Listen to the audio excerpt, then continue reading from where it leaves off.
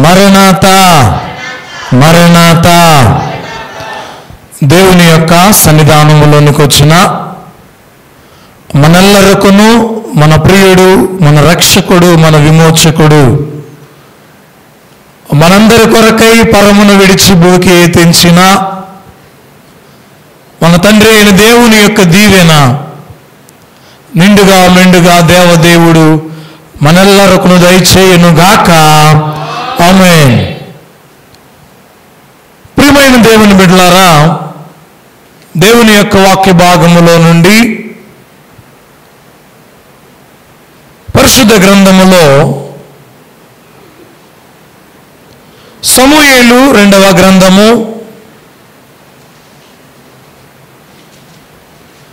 21వ అధ్యాయము, సమూయేలు 2వ గ్రంథము 21వ అధ్యాయము 8 నుండి 14 వచనాల్లో, అయ్యా కుమార్తెయగు రిస్పా సౌలునకు కనిన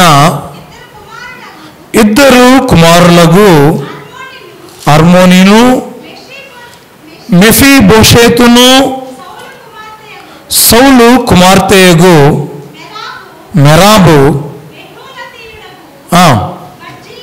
బర్జిల్లయు కుమారుడైన అగ్రీయేలునకు కనిన 5 కుమారులను పట్టుకొని గిబియోనీయులకు అప్పగించెను.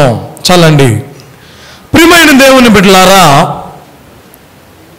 దేవుని యొక్క వాక్య భాగాలలో మనం గమనిస్తే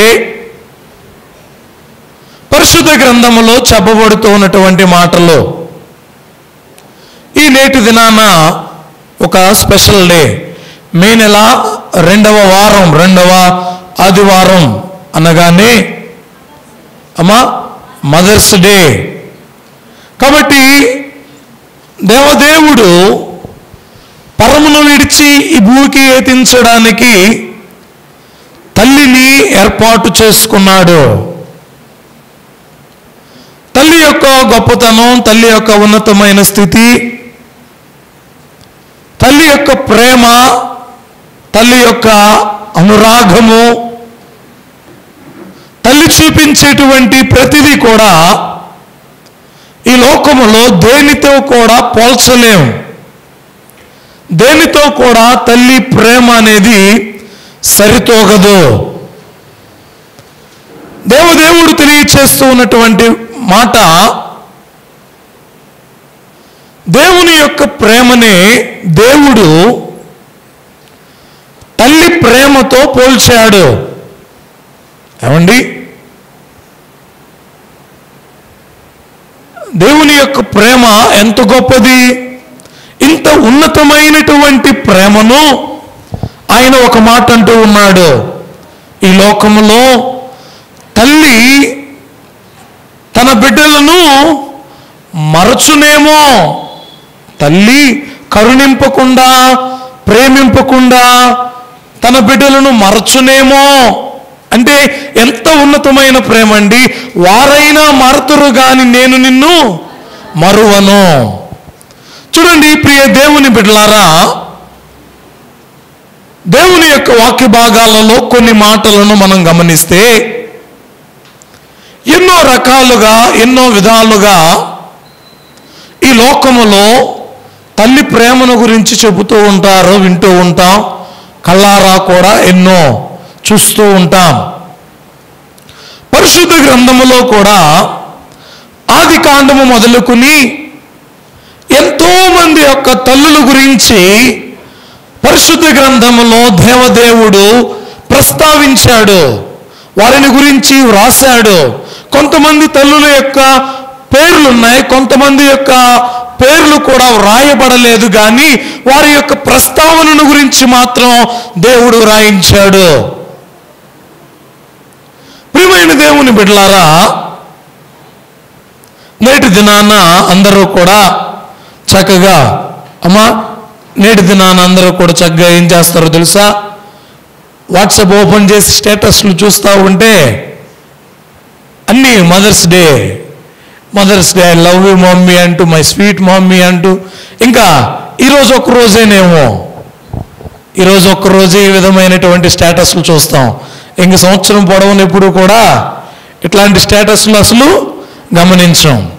అయితే దేవుడు చెబుతూ ఉన్నటువంటి మాట, ఈ లోకంలో తల్లి ప్రేమను గురించి దేవుడు ఉన్నతమైన విధానాన్ని దేవుడు తెలియచేస్తూ ఉన్నాడు.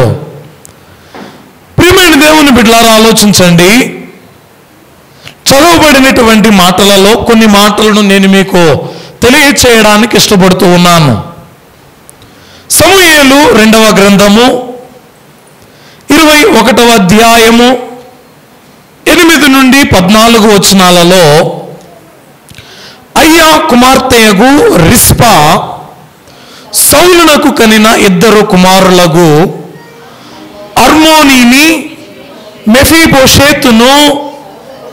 చూడండి, నేటి దినాన మనం జ్ఞాపకం చేసుకొనబోయేటువంటి తల్లి పేరు రిస్పా. ఏం పేరండి? అమ్మా, ఈ పేరు ఎప్పుడైనా విన్నారా? దేవుని యొక్క వాక్య భాగములో దేవదేవుడు మనకు తెలియచేస్తూ ఉన్నటువంటి మాటలో, ఈ వాక్య భాగాలలో మనం గమనించిన వారమైతే, ఈ రిస్పాను గూర్చినటువంటి విషయాల్లో, ఈ రిస్పాను గూర్చినటువంటి మాటలో దేవదేవుడు మనకు తెలియచేస్తూ ఉన్నాడు. ఏమండి, ఎందుకు ఈమెను గురించి నేర్చుకుంటూ ఉన్నాం? ఈమెను గురించి నేర్చుకోవలసినటువంటి పరిస్థితి ఏంటండి? తల్లి తన బిడ్డలను ఎంతగా ప్రేమిస్తుందో మనకు తెలుసు. తను కడుపు మార్చుకుంటూ కూడా తన బిడ్డల ఆకలి తీరుస్తూ ఉంది. ఎవరో తెలుసా? తల్లి. తను మంచిగా బ్రతికినా బ్రతకకపోయినా తన బిడ్డలు మంచిగా బ్రతకాలి అని కోరుకునేటువంటిది ఎవరు అంటే తల్లి. ఈ వాక్య భాగం చెబుతూ ఉన్నటువంటి మాట, బ్రతికున్నప్పుడు అందరూ కూడా తన బిడ్డలను ప్రేమిస్తారండి, చక్కగా చూసుకుంటారు, మంచిగా ప్రేమిస్తారు, ఇంకా కావలసినవన్నీ తెచ్చి పెడతారు, ఏవి అవసరమో వాటన్నిటినీ కూడా ఇస్తారు. కానీ నేటి దినాన మనం నేర్చుకునుచూ ఉన్నటువంటి ఈ తల్లి గోని పట్టు తీసుకుని కొండ మీదకు వెళ్ళి చనిపోయిన తన కుమారుల దగ్గర ఇంచుమించు 5 మాసములుంది. ఎన్ని నెలలు చూడండి. తన కుమారులు చనిపోయారు. ఎందుకు చనిపోయారో నేర్చుకుందాం. తన కుమారుల యొక్క దేహములను ఎవ్వరూ కూడా పాతిపెట్టలా. మరణించినటువంటి తన కుమారుల యొక్క వారి దగ్గర ఎలాగా కాపలా కాస్తుందో తెలుసా? కొంచెం క్రింద వచనాలు మనం చూస్తే, కొండ మీద చూడండి ఉరివేసిరి ఈ 7 చంపబడిరి.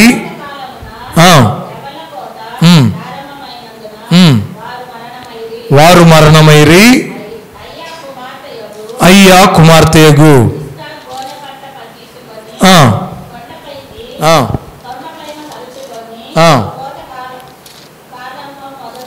కోతకాలము మొదలుకొని ఆకాశము నుండి వర్షము ఆ కళేబారముల మీద అచ్చటనే ఉండి. అమ్మ వినండి, ఈ మాట కోసం మీకు చదివిస్తూ ఉన్నా. పగలు ఆకాశ పక్షులు,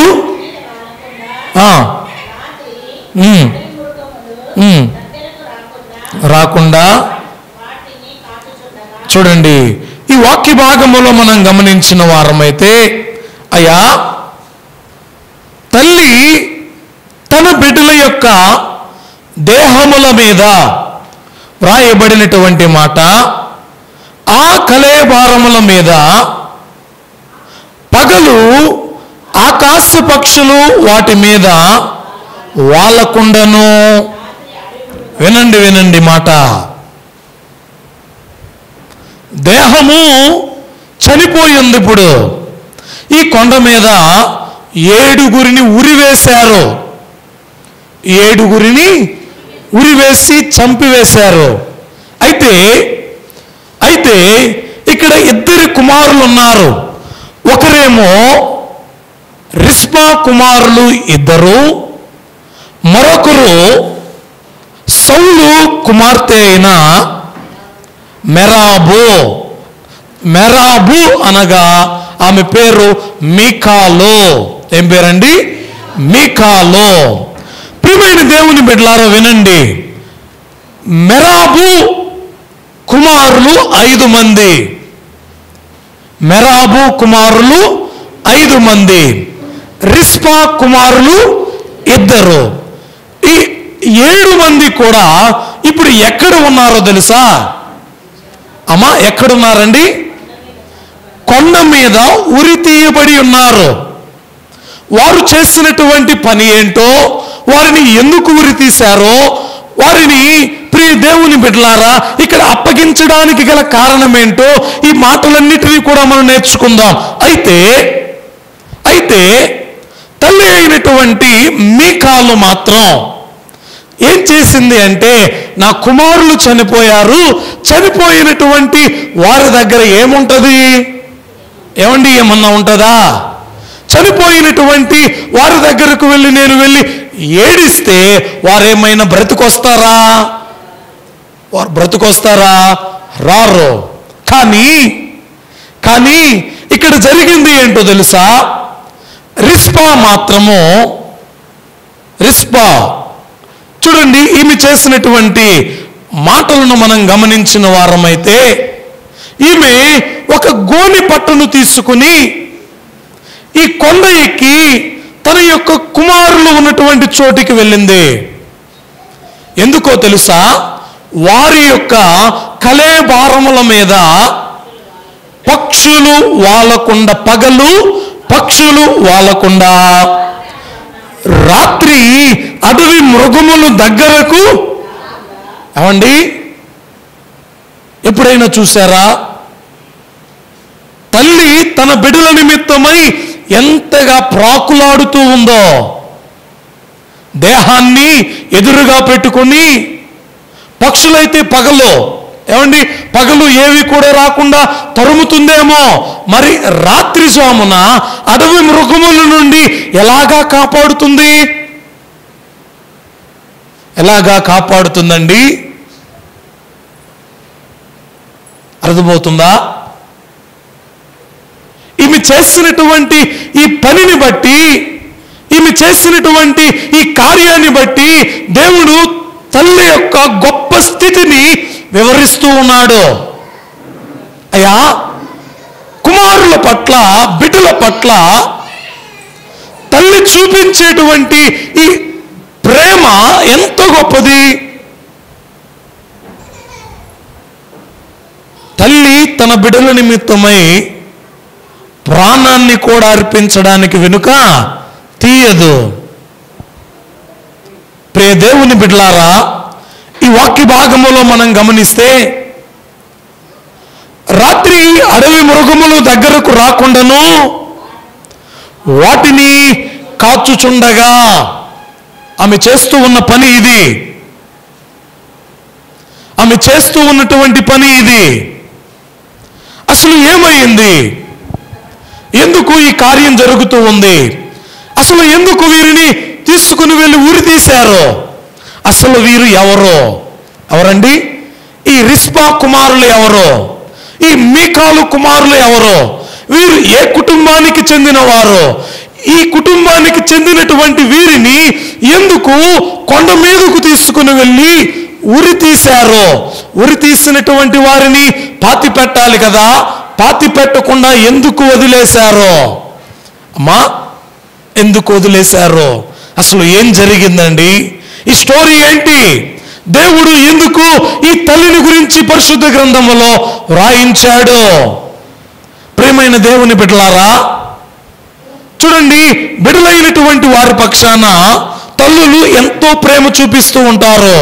అయితే దేవుడు నేర్పిస్తూ ఉన్నటువంటి విధానము, అయ్యా బ్రతికి ఉన్నప్పుడు నీవు ప్రేమ చూపించావేమో, బ్రతికి ఉన్నప్పుడు వారి కొరకు నీవు కావలసినవి తెచ్చిపెట్టావేమో, కానీ చనిపోయినప్పుడు కూడా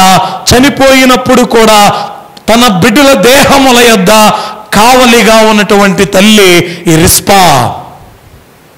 ఈమెను గురించి దేవుడు తెలియచేస్తూ ఉన్నాడండి. నేటి దినాన ఈమెను గురించి నేర్చుకోవాలి అని చెబుతూ ఉన్నాడు. అసలు ఏం జరిగింది? ప్రియమైన దేవుని బిడ్డలారా, ఈ రిస్పా సౌలు యొక్క ఉపపత్ని. ఈ మీకాలు సౌలు యొక్క కుమార్తె. అమ్మా, ఒకరేమో ఉపపత్ని, ఒకరేమో కుమార్తె. ఉపపత్నికేమో 2 కుమారులు, కుమార్తెకేమో 5 కుమారులు. సౌలు కుటుంబాన్ని ఉరి తీయడానికి గల కారణం వీరందరూ ఎవరయ్యా అంటే సౌలు కుటుంబము. ఎవరండి? సౌలు కుటుంబం. సౌలు చనిపోయాడు. సౌలు మరణాంతరం జరిగినటువంటి కార్యం, దావీదు కాలములో దేశములో కరువు వచ్చింది. మొదటి వచనాన్ని మనం చూస్తే, దావీదు కాలమున 3 సంవత్సరములు విడువకుండా కరువు కలుగగా. ఏమొచ్చిందండి? ఇప్పుడు సౌలు పరిపాలన కాదు ఇది. ఎవరి పరిపాలన? చెప్పండి, ఎవరి పరిపాలన? దావీదు పరిపాలన. దావీదు పరిపాలనలో కరువు ఎందుకు వచ్చింది? అర్థమైందండి? అర్థం చేసుకోండి. అయ్యా, ఈ దేశానికి కరువు రావడానికి గల కారణం ఏంటి? మన కుటుంబంలో ఒక కరువు రావడానికి కారణం ఏంటండి? ఒక ఇబ్బంది కలగడానికి కారణం ఏంటి? ఒక ఆర్థిక సమస్యలు కలగడానికి కారణం ఏంటి? ఒక విపత్తు, ఒక ప్రమాదము జరగడానికి గల కారణం ఏంటి? ఎప్పుడైనా ఆలోచించారా? అవండి, ఇశ్రాయేలు దేశము మీదికి కరువు వచ్చింది. ఇప్పుడు ఇశ్రాయేలు దేశము మీదికి కరువు వచ్చినప్పుడు దావీదు యెహోవాకు మనవి చేసుకొనగా. ఎవరికి చేసుకుంటున్నాడు దావీదు? దేవా, ఈ సమస్య మాకు ఎందుకు వచ్చిందయ్యా? ఈ బాధ మాకు ఎందుకు కలుగుతుంది? ఈ యొక్క అనారోగ్య సమస్యలు మాకు ఎందుకు కలుగుతూ ఉన్నాయి? అమ్మ, ఎప్పుడైనా ప్రార్థన చేశారా? కరువు సమయాలలో ప్రార్థన చేశారా? ఆర్థిక ఇబ్బందుల సమయాలలో ప్రార్థన చేశారా? అపాయం కలిగినప్పుడు ప్రార్థన చేశారా? ఆటంకాలు ఎదురైనప్పుడు ప్రార్థన చేశారా? దేవుడు చెబుతూ ఉన్నటువంటి మాట, దావీదు ఏ విధముగానైతే తనకు వచ్చినటువంటి సమస్యను బట్టి దేవుని దగ్గర కూర్చున్నాడో, మనం కూడా మనకు కలిగేటువంటి ఏ సమస్యను బట్టి అయినా ఏం చేయాలో తెలుసా? చెప్పండి, ఏం చేయాలి? చెప్పండి గట్టిగా. దేవుని యొద్ద కూర్చోవాలి. అయ్యా, మా కుటుంబంలో ఏంటి ప్రభు అనారోగ్య సమస్య? ఒకరి తరువాత ఒకరి కలుగుతూ ఉంది. ఏంటి ప్రభువా? ఒక ఆపద తరువాత మరొకటి. అవండి, మనం ఏదైనా ఒక వస్తువు తీసుకున్నాం, దేవుడు మనల్ని ప్రేమించి మరొక వస్తువు ఇచ్చాడు, ఇంకా మనల్ని ప్రేమించి ఇంకొక వస్తువు ఇచ్చాడు. ఏం చేస్తాం? దేవునికి చెప్పుకుంటామా? దేవుడు ఈ సంవత్సరం మమ్మల్ని బాగా దీవించాడు అంటారు. అవునా కదండి? ఈ సంవత్సరంలో, ఈ నెలలో ఒక వస్తువు తీసుకున్నాం, ఒక బైక్ తీసుకున్నాం. ఆ తర్వాత కొంచెం ఇంకా దేవుడు ప్రేమించి గోల్డ్ ఇచ్చాడు, ఇంకా ప్రేమించి ఏదో ప్లాట్ తీసుకున్నాం. దేవుడు ఇంకా ప్రేమించి ఇంకా కావలసినవి ఇచ్చాడు. దేవుని దగ్గర కృతజ్ఞత చెప్పుకుంటామా? చెప్పండి, చెప్తారా? అదే ఒక సమస్య వచ్చింది, ఇంటిలో ఆర్థిక ఇబ్బంది, కుటుంబంలో అనారోగ్య సమస్యలు, కుటుంబంలో ఇబ్బందులు. ఏం చేస్తాం ఇప్పుడు? ఏం చేస్తామండి? ఏంటి ప్రభువా ఈ ఇబ్బందులో, ఏంటి ప్రభువా ఈ శ్రమలో, ఏంటి ప్రభువా ఈ కష్టాలు, ఏంటి ప్రభువా ఈ ఆటంకాలు అంటాం. దేవుడు చెబుతూ ఉన్నటువంటి మాట ఏంటో తెలుసా? దేవుడు నేర్పిస్తూ ఉన్నటువంటి మాట, నీకు వచ్చినటువంటి సమస్యను బట్టి ఇది ఎందుకు వచ్చింది అని నీవు దేవుని దగ్గర కూర్చో, దేవుడు నీకు సమస్యకు పరిష్కారాన్ని ఇస్తాడు. ఏమండి, ఇశ్రాయేలీయుల దేశములో ఎన్ని సంవత్సరాల కరువు అండి? చెప్పండి అమ్మా, ఎన్ని సంవత్సరాలు? ఎవరి పరిపాలనలో? చెప్పండి, ఎవరి పరిపాలనలో? దావీదు గారి యొక్క పరిపాలనలో 3 సంవత్సరాల కరువు. ఎందుకు వచ్చిందో చూద్దాం. అందుకు యెహోవా ఈలాగు సెలవిచ్చాడు. దేవుడు చెబుతున్నాడు ఎందుకు ఈ కరువు వచ్చిందో చెబుతున్నాడు. ఈ కరువు రావడానికి గల కారణం ఏంటో చెబుతున్నాడు. సౌలు గిబియోనీయులను హతము చేసెను గనుక అతనిని బట్టి నరహంతకులకు అతని ఇంటి వారిని బట్టి శిక్షగా, అమ్మా విన్నారా,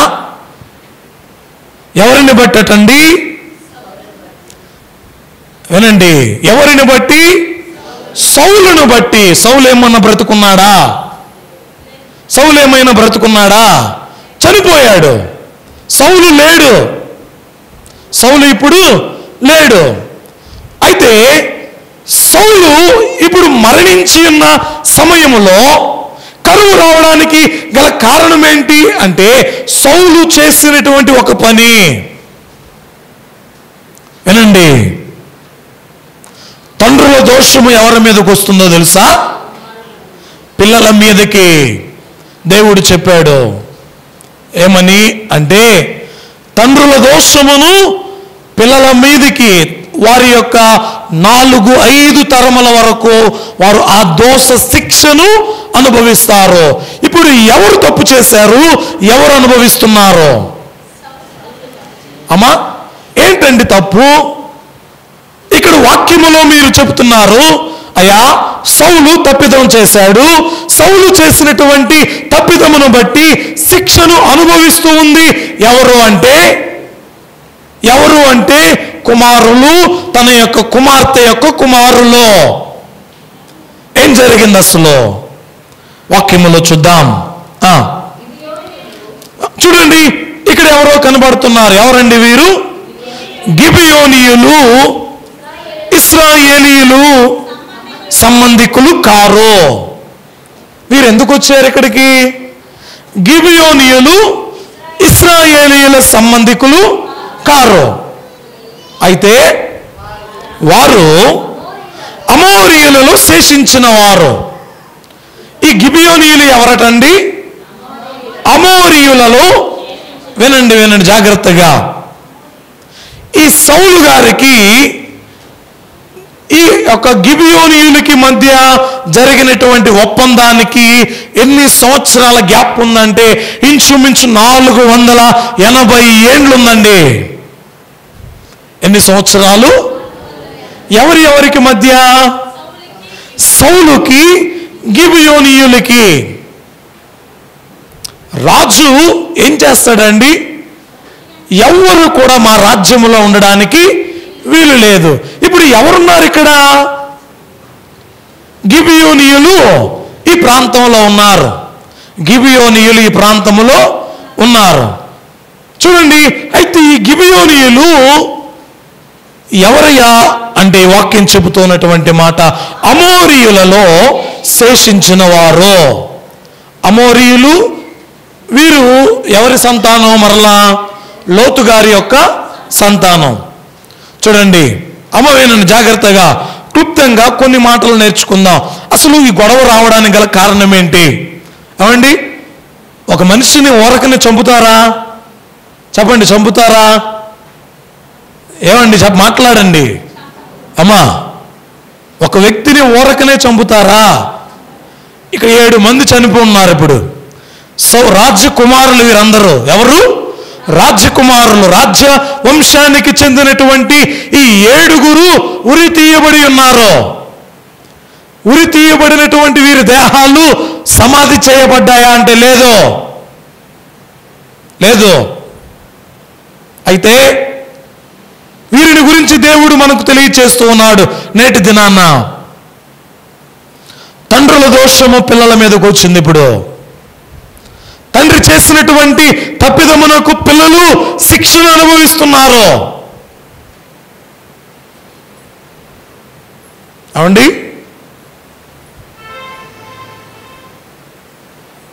వాక్య భాగములో చెప్పబడుతున్నటువంటి మాటలు ఇవే. అయ్యా, వీరు ఏ శిక్ష ఏ పని ఏ తప్పిదము చేయలా, అయినా శిక్షను అనుభవించడానికి గల కారణం ఏంటి? ప్రియమైన దేవుని బిడ్డలారా, వాక్యంలో రాయబడినటువంటి మాటల్లో ఇశ్రాయేలీయులు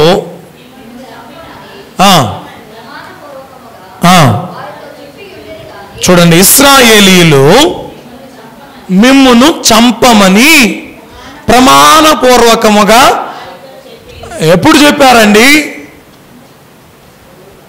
ఎవరెవరికి మధ్య ఒప్పందం ఇది?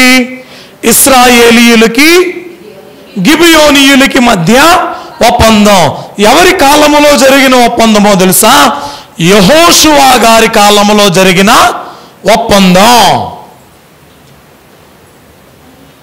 ఎవరి కాలములో జరిగిన ఒప్పందం ఇది?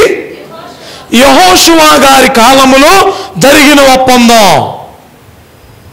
ఏంటి ఒప్పందం అంటే, ఇశ్రాయేలీయుల వలన మీకు ఎప్పటికీ ఏ ఆటంకము ఉండదు, ఏ ఇబ్బంది ఉండదు, ఏ నష్టము కలుగదు. ఇశ్రాయేలీయులు మీ మీదకి ఎప్పటికీ యుద్ధానికి రారు. అమ్మా, అర్థమైందా? ఇది ఒప్పందం. ఇది ఒప్పందం. ఎవరెవరికి మధ్య? యెహోషువ గారికి గిబియోనీయులకి మధ్య ఒప్పందం. ఈ నిబంధన తరతరములకు అలానే ఉండాలి. నిబంధన చేస్తే, ప్రమాణము చేస్తే కేవలం వీరి వరకే కాదు. ఎప్పటి వరకు ఉండాలి? తరతరముల వరకు ఆ నిబంధన అలానే స్థిరపరచబడి ఉండాలి. కానీ ప్రియ దేవుని బిడ్డలారా, ఇక్కడ జరిగినటువంటిది మనం గమనిస్తే ఏం జరిగిందయ్యా అంటే సౌలు యూదా వారందరినీ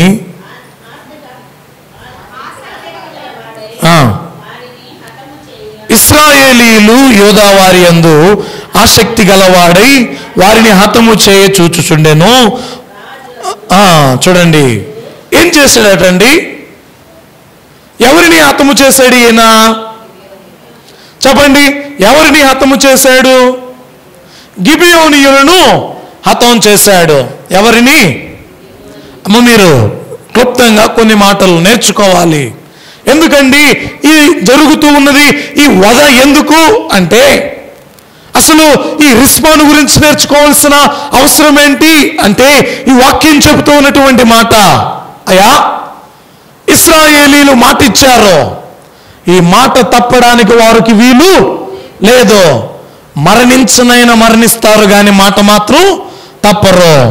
దేవునికిని ఇశ్రాయేలీయులకును గిబియోనీయులకును మధ్య జరిగినటువంటి నిబంధన ఇది. ఎవరు బ్రేక్ చేస్తూ ఉన్నారు అంటే సౌలు బ్రేక్ చేస్తున్నాడు. ఎందుకంటే నేను రాజుని, యూదా వారి మీద ఆసక్తి గలవాడై, ఏమండి ఎవరి మీద? యూదా వారి మీద ఆసక్తి గలవాడై ఉండి ఎవరిని హతము చేయాలనుకుంటున్నాడు? గిబియోనీయులను హతం చేయాలనుకుంటున్నాడు. ఇచ్చినటువంటి మాట ఏమైపోతుంది ఇప్పుడు? అమ్మా, గిబియోనీయులకి ఆల్రెడీ మాట ఇచ్చారు కదా. ఈ మాట ఏంటి? ఈ మాట చూడండి, ఈ మాటను వారు విడిచిపెట్టినట్టే కదా, ఈ మాటను వీరు వదిలివేసినట్టే కదా. ప్రియమైన దేవుని బిడ్డలారా, దేవుని యొక్క వాక్యములో రాయబడినటువంటి మాటలండి ఇవి. ఈ ప్లేస్ మాది, ఎవరో మీరెందుకు వచ్చి ఇక్కడ ఉన్నారో, అసలు మీరు ఇక్కడ ఉండడానికి గల కారణం ఏంటి, ఇక్కడ మీరు ఉండడానికి వీలు లేదు, మీరు ఇక్కడ ఉంటే మిమ్మల్ని చంపివేస్తామని చంపుతూ ఉన్నాడు. ఎవరిని? గిబియోనీయులని. ఎవరు? సౌలు. అయితే ప్రియ దేవుని బిడ్డలారా, ఇది జరుగుతూ ఉండగా సౌలేమో చనిపోయాడు, సౌలేమో మరణించాడు. అయితే దావీదు పరిపాలనలోనికి వచ్చిన వెంటనే ఏం జరిగిందో తెలుసా? కరువు వచ్చింది. కరువు రాగానే దేవుని దగ్గరకు వచ్చి మనవి చేస్తూ ఉన్నాడు, ప్రభువా ఎందుకు ఈ కరువు అంటే, ఇదిగో గిబియోనీయులను బట్టే. ఎవరిని బట్టి? వీరిని బట్టే కరువు. అయితే ప్రియమైన దేవుని బిడ్డలారా, ఇక్కడ రాజుకు దావీదు గిబియోనీయులను పిలవనంపి, అయ్యా ఈ కరువు తీరిపోవాలంటే మీకు ఏం చేయాలో చెప్పండి. అవండి, మీకేం జరగాలో, మీకేం కావాలో చెప్పండి, నేను మీకేమి చేయకూడదును. యెహోవా స్వాస్థ్యమును మీరు దీవించున్నట్లు, యెహోవా స్వాస్థ్యమును మీరు దీవించున్నట్లు ఈ దోష నివృత్తికై దేని చేత నేను ప్రాయశ్చిత్తము చేయదునని వారిని అడుగగా. అర్థమవుతుందా? ఏంటి అయ్యా, ఏంటి చెప్పే వాక్యములో చెప్పబడినటువంటి మాట? దేవుని దగ్గర వేడుకుంటున్నాడు. దేవుని దగ్గర వేడుకుంటూ ఉంటే ఈ గిబియోనీయులను బట్టి నీకు కరువు వచ్చింది దావీదు అని దేవుడు చెబుతున్నాడు. అయితే ఇక్కడ దావీదు గిబియోనీయులను పిలుపునంపించి, మీకు ఏం చేయాలి, నేను మీకు ఏం చేస్తే మీరు ఈ స్వాస్థ్యమును దీవిస్తారు అంటే, అర్థం చేసుకోండి బాగా, వీరు దీవించకపోతే ఈ దేశంలో కరువు తీరడం లేదా? అర్థమవుతుందా? వీరు దీవించకపోతే దేశంలో కరువు తీరడం లేదా? లేదండి. ఎందుకంటే ఇచ్చినటువంటి మాటకు అంత ప్రాముఖ్యత ఉంది. ఇక్కడ ఇచ్చినటువంటి మాటకు అంత ప్రాముఖ్యత. ప్రియమైన దేవుని బిడ్డలారా, ఈ వాక్యములో మనం గమనిస్తే మనం కూడా ఎన్నో మాటలు ఇస్తూ ఉంటాం, ఎంతమందికో ఎన్నో మాటలు చెబుతూ ఉంటాం. కానీ ఇచ్చిన మాట మీద నిలబడేటువంటి వారు కొందరే. చూడండి, వారు ఒక్కసారి మాట తప్పినందుకు రాజ్య కుటుంబమే హతమైపోయింది. రాజ్య కుటుంబమే హతమైపోయింది. ఆ దినము నుండి నేటి వరకు కూడా వారు ఇచ్చిన మాటకు ఎప్పుడు కూడా వెనుక తీయరండి. వారు మాట ఇచ్చారంటే ఖచ్చితంగా అది నెరవేరుతుంది, జరుగుతుంది. ప్రియమైన దేవుని బిడ్డలారా, ఆలోచించండి, క్లుప్తంగా తెలియచేస్తాను. దావీదు గారు గిబియోనీయులను పిలిపించాడు. అయ్యా, ఈ దోష నివృత్తి కొరకు నేను ఏం చేయాలి? ఈ కరువు తీరాలి అంటే మీకు ప్రాయశ్చిత్తం చేయాలి. ఏంటి, ఏం చేయమంటారు అంటే, సౌలు కుటుంబములో సౌలు కుటుంబములో ఒక్కరు కూడా ఉండడానికి ఎంత దారుణం అండి. చూడండి, ఆ మాటను చదువుకుందాం. గిబియోనీయులు సౌలు అతని ఇంటి వారును చేసిన దాని నిమిత్తము ప్రాయశ్చిత్తము కలుగుటకై, అయ్యా వెండి బంగారులే గాని ఇశ్రాయేలీయులలో ఎవరినైనా చంపుటయే గాని మేము కోరటలేదు. అయ్యా మాకొద్దు, వెండొద్దు, బంగారం వద్దు, ఇశ్రాయేలీయులు ఇంకెవరినైనా చంపేయండి, ఎవరినైనా చంపేయండి అని మేము అడగడం లేదు. మాకొద్దు, మాకొద్దు. ఏం కావాలి? మీరేమి కోరుదురో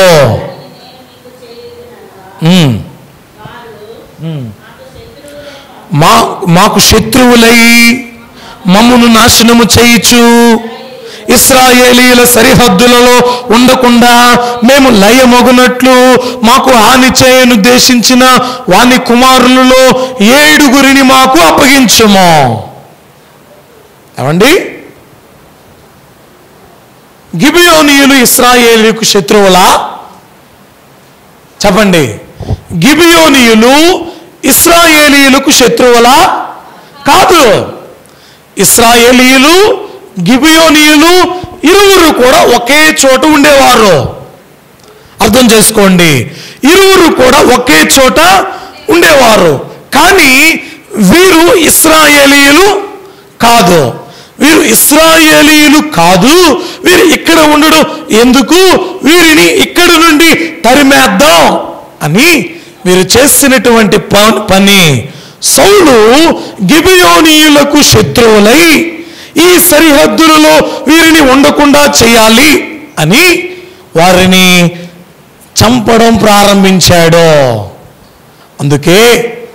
అందుకే ప్రభువా, అయ్యా 1 సంవత్సరం కాదు, 2 సంవత్సరాలు కాదయ్యా, 480 ఏండ్ల నుండి ఈ ప్రాంతంలో మేమున్నాం. అయితే సౌలు ఇప్పుడు వచ్చి మమ్మల్ని ఈ సరిహద్దులలో నుండి తరిమేస్తున్నాడు, ఎక్కడికి పోవాలి అని మొరపెట్టుకుంటున్నారండి. అయితే వారికి న్యాయం చేయుటకై దేవుడు ఇశ్రాయేలీయుల దేశమంతటా 3 సంవత్సరాలు కరువు రప్పించాడు. ఎవరికి? గిబియోనీయులకు న్యాయాన్ని జరిగించడానికి 3 సంవత్సరాలు దేవుడు కరువు రప్పించాడు. జ్ఞాపకం చేస్తున్నాడు. ఏంటి? ఇశ్రాయేలీయులకు గిబియోనీయులకు మధ్య జరిగిన ఒప్పందం జ్ఞాపకం లేదా? చూడండి ప్రియ దేవుని బిడ్డలారా, ఆలోచించండి. అయితే ఇదంతా జరిగిన తరువాత ఇప్పుడు 7 ఎవరెవరినండి? సౌలు కుటుంబములో ఉన్న 7 సౌలు ఉపపత్ని అయిన రిస్పా 2 కుమారులు, సౌలు కుమార్తె అయిన మికాలు యొక్క 5 కుమారులను ఎవరికి అప్పగించారు? గిబియోనీయులకు అప్పగించారు. ఎవరు? దావీదు. ఎవరండి? దావీదు అప్పగించారు. ఈ గిబియోనీయులు వీరిని ఏం చేశారో తెలుసా? ఒక ఎత్తైన కొండ మీదకి తీసుకుని వెళ్ళి వారిని సిలువ వేశారో, ఉరి తీశారో, ఏం చేశారో తెలియదు. మొత్తానికి వారిని చంపివేశారండి. అమ్మా, మొత్తానికి వారిని చంపివేశారు. అయితే దీనిని రాజు మర్చిపోయాడు, దావీదు మర్చిపోయాడు. క్షేమంగా ఉంది, సౌఖ్యంగా ఉంది, జరిగిపోతూనే ఉంది అనుకుంటూ ఉన్నాడు. కానీ వీరందరి యొక్క మరణము నిమిత్తమై ఒక తల్లి విజ్ఞాపన చేస్తూ ఉందండి. ఒక తల్లి విజ్ఞాపన చేస్తుంది. ఈ 7 నిమిత్తమై వీరి యొక్క దేహముల దగ్గర కూర్చొని, అమ్మా అక్కడ కాలమును కూడా దేవుడు రాయించాడు. కోతకాలము ఆరంభము మొదలుకొని ఆకాశము నుండి ఏం కురవాలండి? చూడండి అయ్యా, ఆకాశము నుండి వర్షము కురిసేంత వరకు ఆ కళేబారములు ఎక్కడున్నాయో తెలుసా? కొండపైన ఉన్నాయండి. అమ్మా, ఎలా ఉందండి ఈ తల్లి అసలు ఆ చోట? ఆలోచించండి ఒకసారి. ఈ తల్లి ఆ చోట ఎలా ఉంది? కళేబారములు ఏ విధం ఇప్పుడు ఉన్నట్టు రేపటి దినాన్ని ఉంటాయా? ఉంటుందా? రేపటి దినాన ఉన్నట్టు ఒక వారం రోజుల తర్వాత ఉంటుందా? ఆమె అక్కడ ఉండడానికి గల కారణం ఏంటో తెలుసా? ఈ యొక్క పగలు పక్షుల నుండి దేహాలను కాపాడాలి, రాత్రి క్రూర మృగముల నుండి ఆ కళేబారములను, అంటే ఎలాగైనా ఈ దేహాన్ని కాపాడాలి. ఇది ఆమె తలంపు. అయ్యా, వీరు చేసినటువంటి తప్పిదానికి వీరు శిక్షను అనుభవించడం లేదు. వీరు చేసినటువంటి దోషములను బట్టి శిక్షను అనుభవించడం లేదు. వీరు చేసినటువంటి నేరములను బట్టి శిక్షను అనుభవించట్లా. ఎవరు చేసిన నేరం? తండ్రి చేసినటువంటి నేరమును బట్టి శిక్షను అనుభవిస్తూ ఉన్నారయ్యా. అయితే ప్రభువా, వీరి దేహాలను ఇలా విడిచిపెడతావా? ఇంచుమించు 5 నెలలండి. అమ్మా, ధర్మశాస్త్రం చెబుతుంది, చనిపోయినటువంటి వారిని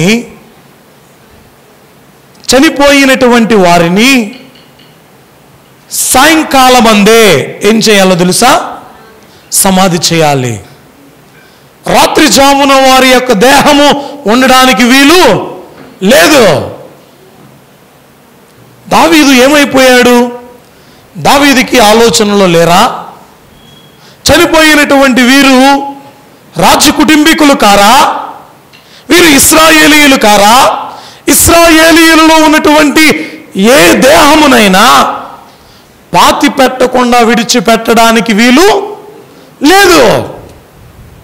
అర్థం చేసుకోండి, పాతి పెట్టకుండా విడిచిపెట్టడానికి వీలు లేదు. చూడండి, ఈమె వీరి యొక్క దేహాలను అలా వదిలి వెళ్ళిపోయి ఉంటే ఈమెను జ్ఞాపకం చేసుకునే వాళ్ళం కాదు, ఈమెను జ్ఞాపకం పెట్టుకునే వాళ్ళం కాదు. అయితే దేవా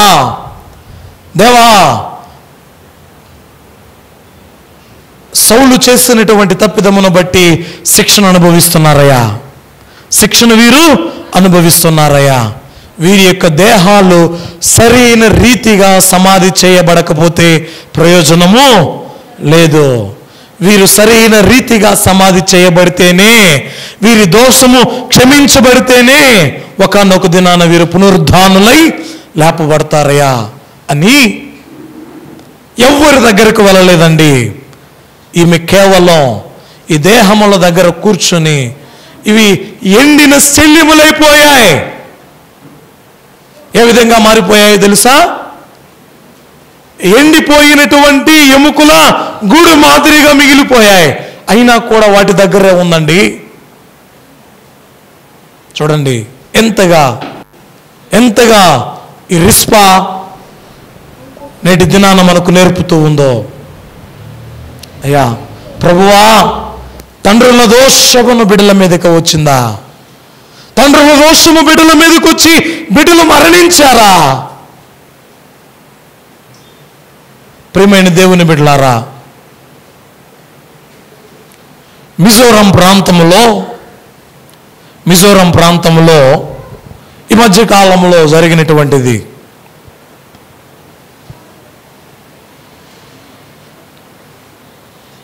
తండ్రి తన కుమార్తెకు వివాహము చేసి అల్లారు ముద్దుగా పెంచి వివాహము చేసి పంపించిన తరువాత ఆమెకు 7 సంవత్సరాల పిల్లలు లేరండి. అందరూ ఎన్నెన్నో మాటలు మాట్లాడుతూ ఉన్నారు. వివాహమైన వెంటనే బిడ్డలు కలగకపోతే అందరూ ఎన్నో రకాలుగా మాట్లాడుకుంటూ ఉంటారు. అయితే 7 సంవత్సరాలు ఈమెకు పిల్లలు లేకపోయేసరికి ఈమె ఎంతగానో వేదన పడుతుంది. తండ్రి దగ్గర వేదన, భర్త దగ్గర వేదన, దేవుని దగ్గర వేదన పడుతూనే ఉంది. దేవుడు ఆమెను ప్రేమించి ఒక బహుమానాన్ని గర్భంలో ఇచ్చాడు 7 సంవత్సరాల తరువాత. 7 సంవత్సరాల తర్వాత గర్భఫలం ఇచ్చినప్పుడు 9 మాసాలు మోసి 9 నెలలు గడిచింది. ఇక డెలివరీ టైం అది. హాస్పిటల్కి వెళ్ళినప్పుడు డాక్టర్ గారు ఒక మాట చెప్పారు. ఏంటంటే, అయ్యా, ఈ ఇద్దరిలో ఒక్కరిని మాత్రమే మేము బ్రతికించగలం. తల్లినైనా బిడ్డనైనా ఇద్దరిలో ఒక్కరిని మాత్రమే మేము బ్రతికించగలం. ఇక్కడ ఉన్నటువంటి తండ్రికేమో తన బిడ్డ కావాలి. హాస్పిటల్లో ఈ బెడ్ మీద ఉన్నటువంటి తల్లికేమో తన బిడ్డ కావాలి. అమ్మా, హాస్పిటల్ బయట ఉన్నటువంటి తండ్రికేమో తన బిడ్డ కావాలి. హాస్పిటల్ లోపల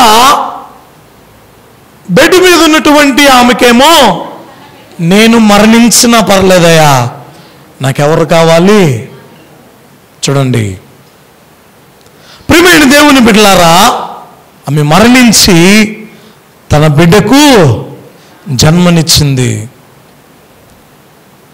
ఇక్కడ కూడా తన బిడ్డలైనటువంటి వారు ఏ యోగ్యత లేని వారుగా చనిపోవడం తల్లికి ఇష్టం లేదు. అనాథులుగా చనిపోవడం ఇష్టం లేదండి.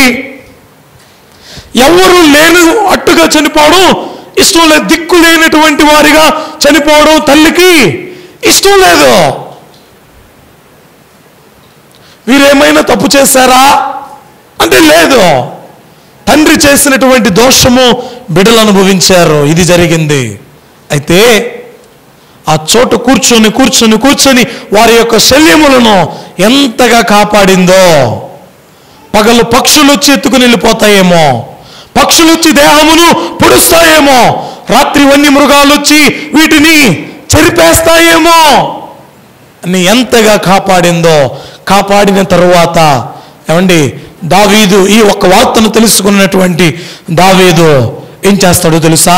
సౌలు యొక్క దేహ శల్యములను, వీరి కుమారులైనటువంటి వీరి యొక్క దేహ శల్యములను తీసుకుని వచ్చి పాతి పెట్టిస్తాడని, రాజ్య మర్యాదలతో పాతి పెట్టిస్తాడు. చూడండి, నేటి దినాన ఈ తల్లి లేకపోతే వీరి యొక్క సమాధి కూడా ఉండేది కాదు. సౌలు సమాధి కూడా ఉండేది కాదు. తల్లి తన బిడ్డల నిమిత్తం ప్రాకులాడింది. అయ్యా, తండ్రి చేసినటువంటి దోషమును బట్టి వీరు అనాథులుగా మరణించడానికి వీలు లేదు ప్రభువా అని ఆమె దేవుని యొక్క సన్నిధానంలో కూర్చుంది. తన బిడ్డల యొక్క కళేభారముల దగ్గర కూర్చుంది. చివరికి ఎవరు గెలిచారో తెలుసా? తల్లి గెలిచింది. తన యొక్క కుమారుల యొక్క కళేభారములను ఎక్కడండి? యెరూషలేములో పాతి పెట్టడాన్ని మనం చూస్తూ ఉన్నాం. కాబట్టి దేవుని యొక్క వాక్యం చెబుతున్నటువంటి మాట, ప్రియ దేవుని బిడ్డలారా, తల్లులు నేటి దినాన బిడ్డల నిమిత్తమై ప్రార్థన చేయాలి. అయ్యా, వారు దినదినము నీ యందు ఎదగాలి. వారు దినదినము నీ యందు జీవించాలి, నీలో పెరగాలి. వారి యొక్క లోక జ్ఞానము కాదు ప్రభువా, నీ జ్ఞానాన్ని దయచేయి, నీ యొక్క దీవెన దయచేయి. వారు మరణించినప్పుడు, వారు తప్పిపోయినప్పుడు, వారు చెడ్డ మార్గములోనికి వెళ్ళిపోయినప్పుడు వారిని గురించి అయ్యో నా బిడ్డలు ఎందుకు ఇలా అయిపోయారు అని అనుకోవడము కంటే, దేవుడు ఇచ్చిన ఈ సమయం అందే దేవునికి మన బిడ్డలను అప్పగించడం ఎంతో మంచిది, శ్రేయస్కరం. కాబట్టి ప్రియ దేవుని బిడ్డలారా, తండ్రిలో చేసినటువంటి దోషమును బట్టి కుమారులు కొండ మీద వేలాడదీయబడ్డారు. అయితే మన పితరులు చేసినటువంటి దోషములను బట్టి, మనం చేసినటువంటి దోషములను బట్టి, అదిగో కల్వరి కొండ మీద యేసయ్య మన దోష శిక్షలను భరించి వేలాడుతూ ఉన్నాడు. కాబట్టి వేలాడుచూ ఉన్నటువంటి ప్రభు వైపు చూస్తూ, ప్రభువా మా పాపములను, మా దోషములను, మా శిక్షలను క్షమించండి అంటూ ప్రభు యొక్క సన్నిధానములో మన తప్పిదములను ఒప్పుకొని ఈ యొక్క నేటి దినాన మనందరం మన బిడ్డల నిమిత్తమై ప్రతిదినం విజ్ఞాపన చేసేవారముగా ఉండు భాగ్యం దేవదేవుడు మనెల్లరికును దయచేయును గాక. ఆమేన్. ప్రార్థన. పరిశుద్ధుడా, ప్రేమాస్వరుడైన మా తండ్రి, మీ ఘనమైన నామమును కొందనాలు ప్రభువా. ఇచ్చిన మాటను తప్పి దేవా కరువు తెప్పించుకున్నటువంటి ఇశ్రాయేలీయుల వలె ఉండక, నైనా సౌలు కుటుంబీకుల వలె ఉండక, మాటకు లోబడి జీవించు భాగ్యాన్ని మీరు దయచేయండి అయ్యా. మేము ప్రభువా మంచిగా బ్రతికి నైనా అంతకాలము నీ యందు విశ్వాసముతో బ్రతికి సరైనగా సమాధి చేయబడకపోతే ఎందుకు ప్రభువా ఈ లోకములో మేము జీవించినటువంటి జీవితము ద్వారా సరైనటువంటి సమాధిని పొందుకునే భాగ్యాన్ని బిడ్డలకు దయచేయమని తల్లులు బిడ్డల నిమిత్తమై విజ్ఞాపన చేయలాగున మీరే నేటి దినాన్ని తెలియచేసిన మాటలను బట్టి వందనాలు దేవా. బిడ్డలను దీవించి ఆశీర్వదించి మహిమ పొందమని యేసు నామమున అడిగి వేడుకుంటున్నాము తండ్రి. ఆమేన్. అందరికీ మరణాత మరణాత మరణాత. దేవదేవుడే మనందరినీ దీవించునుగాక.